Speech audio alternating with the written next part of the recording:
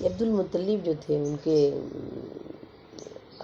یہ جو تھے ہاشم کے بعد ان کے بھائی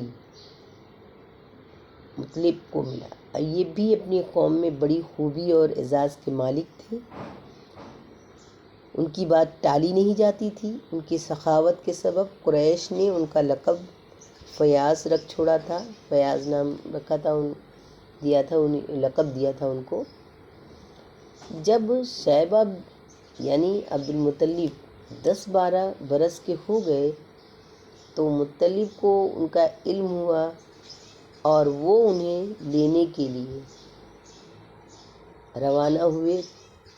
جب یثرب کے قریب پہنچے اور شیبہ پر نظر پڑی تو اشکبار ہو گئے، ان کی آنکھ میں آنسو آ گئے دیکھ کر ان کو، شیبہ کو۔ انہیں سینے سے لگا لیا اور پھر اپنی سواری پیچھے ہٹا کر مکہ کے لیے روانہ ہو گئے، مگر شیبہ نے ماں کی اجازت کے بغیر ساتھ جانے سے انکار کر دیا۔ جو شیبہ تھے انہوں نے آپ کے ساتھ میں جانے سے، مطلب کے ساتھ میں جانے سے انکار کر دیا، اس لیے مطلب ان کی ماں سے اجازت کے طالب ہوئے مگر ماں نے اجازت نہ دی۔ آخر مطلب نے کہا کہ یہ اپنے والد کی حکومت اور اللہ کے حرم کی طرف جا رہے ہیں، اس پر ماں نے اجازت دے دی۔ تب ماں نے اجازت دیا جب انہوں نے کہا کہ یہ اپنے والد کی حکومت اور اللہ کے حرم کی طرف جائیں گے، شیبہ جو تھے، اور مطلب انہیں اپنے اونٹ پر بٹھا کر مکہ لے آئے۔ مکے والوں نے دیکھا تو کہا یہ عبد المطلب ہے، یعنی مطلب کا غلام ہے۔ مطلب کہا نہیں، یہ میرا بھتیجا یعنی میرے بھائی ہاشم کا لڑکا ہے، شیبہ کو۔ پھر شیبہ نے مطلب کے پاس پرورش پائی اور جوان ہوئے۔ اس کے بعد مقام رومان یمن جو ہے مطلب کی وفات ہو گئی اور ان کے چھوڑے ہوئے مناصب عبد المطلب کو حاصل ہوئے۔ اور عبد المطلب نے اپنی قوم میں اس قدر شرف و اعزاز حاصل کیا کہ ان کے آبا و اجداد میں بھی کوئی اس مقام کو نہ پہنچ سکا۔ قوم نے انہیں دل سے چاہا اور ان کی بڑی عزت و قدر کی۔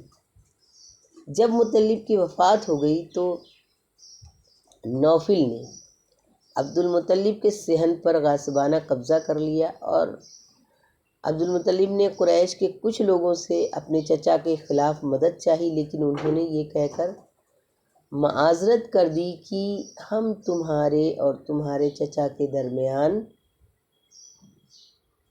دخل نہیں دے سکتے۔ آخر عبد المطلب نے نجار میں اپنے ماموں کو کچھ اشعار لکھ بھیجے جس میں ان سے مدد کی درخواست کی تھی۔ جو اشعار لکھا تھا، اشعار میں انہوں نے ایسا لکھا تھا کہ اس اشعار کے ذریعے انہوں نے مدد چاہی تھی،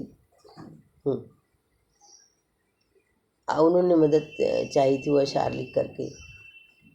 تو اب ہوا اور مکے کے قریب جو ہے بتا میں اترا۔ عبد المطلب نے وہیں ملاقات کی اور کہا ماموں جان گھر تشریف لے چلیں۔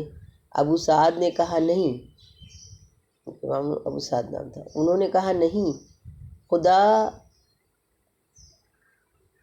کی قسم یہاں تک کہ نوفل سے مل لوں۔ انہوں نے اشعار بھیجا تو اس کے بعد میں کہا کہ آپ اس سے ملیں اور اس کے بعد کہا گھر چلیں، تو انہوں نے کہا نہیں، یہاں تک کہ میں نوفل سے مل لوں۔ اس کے بعد